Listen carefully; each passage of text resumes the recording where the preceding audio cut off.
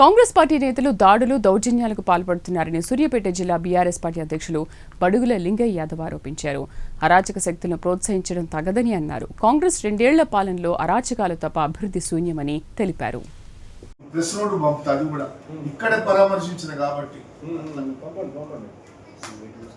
మళ్ళా పోతున్నాం, షిఫ్ట్ చేస్తున్నాం. ఆయన్ని ఏరియా హాస్పిటల్ షిఫ్ట్ చేస్తున్నాం. మళ్ళీ ఆడ వైద్యులకి ఎట్లా చూసుకుంటాం.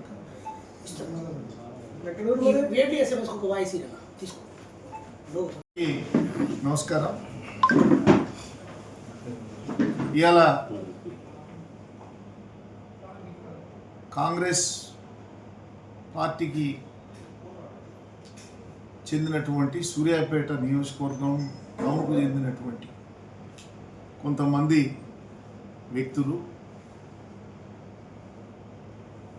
మా పార్టీ నాయకుల మీద దాడులకు దౌర్జన్యాలకు దిగుతూ వ్యక్తిగత దూషణలతో పాటు దౌర్జన్యాలు కూడా చేస్తున్నారు. ఉదాహరణకు 9వ వార్డులో గతంలో మా మున్సిపల్ చైర్మన్ వార్డు, అది చైర్మన్గా ఉన్న వార్డు. 9 తర్వాత 24వ వార్డులో, అక్కడ 9వ వార్డులేమో దాడి చేస్తే ఒక హాస్పిటల్ పోయి హైదరాబాద్లో ట్రీట్మెంట్ తీసుకుంటున్నారు. అది కంప్లైంట్ ఇచ్చాము. తర్వాత 24వ వార్డులో జాని మీద మా ఎక్స్ కౌన్సిలర్ మీద దౌర్జన్యం చేసి దాడి చేసే ప్రయత్నం చేసినారు. అక్కడ దౌర్జన్యం చేస్తున్నారు. 26 నిమ్మల శ్రీనివాస్ మిస్సెస్ వార్డ్, అది అక్కడ కూడా దాడి చేసేందుకు దౌర్జన్యాలు చేసేందుకు పురిగొల్పుతున్నారు, దాడి చేసిండ్రు. మరి ఈ రకంగా మీ కాంగ్రెస్ నైజమే ఇదా? సరే, మీ అదృష్టమో గ్రహపాటో మా ఏదో ఒకటి మీకు కొంత మెజారిటీ వచ్చింది. సూర్యాపేట మున్సిపల్లో రావచ్చు, ప్రభుత్వం మీకు ఉండొచ్చు. కానీ ప్రభుత్వం ఉన్నదని అరాచకాలు చేస్తామంటే, ప్రజాస్వామ్యానికి వ్యతిరేకంగా ఉంటామంటే ఎవడు క్షమించడు. బీఆర్ఎస్ పార్టీ చాలా బలమైనటువంటి కార్యకర్తలు నాయకులతోటి ఉన్న పార్టీ. టౌన్లో బ్రహ్మాండంగా ఉన్నాం మేము. 15 ఓట్లు 50 100 ఓట్లతోటి మీరు గెలవచ్చు, అదో భాగం. గెలిచినామని చెప్పి హెచ్చడి చేసి అరాచకం చేసి మా నాయకుల మీద దౌర్జన్యం చేస్తామంటే కుదరదు.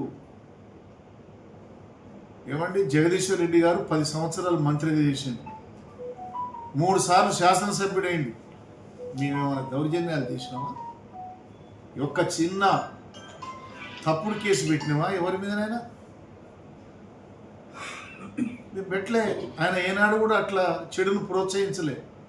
మా దాంట్లో ఎవరన్నా ఒకరు మాట్లాడకపోయినా సంజాయించి మనకు దౌర్జన్యం మనకు కలిసే పని కాదు, మన పద్ధతి కాదని చెప్పి ప్రశాంతంగా ఆయన ఈ జిల్లాను 10 సంవత్సరాలు నడుపుడే కాకుండా సూర్యాపేట జిల్లా కాదు, ఈ నియోజకవర్గంలో ఎక్కడ ఒక తప్పుడు కేసు పెట్టనీయకుండా మరి శాంతియుతంగా పరిపాలన సాగించే నాయకుడు జగదీష్ రెడ్డి గారు.